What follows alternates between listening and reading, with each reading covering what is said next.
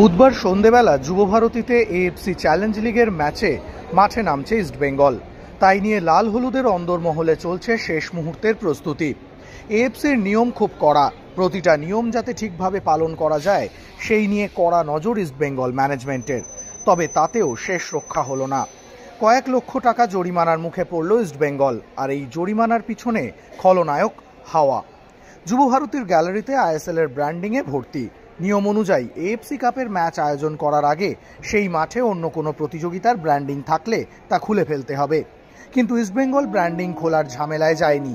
মঙ্গলবার সন্ধ্যেবেলা ইস্টবেঙ্গল অনুশীলনে গিয়ে দেখা গিয়েছিল কালো কাপড় দিয়ে আইএসএল-এর সেই সব হোর্ডিং ঢেকে ফেলেছে ইস্টবেঙ্গল।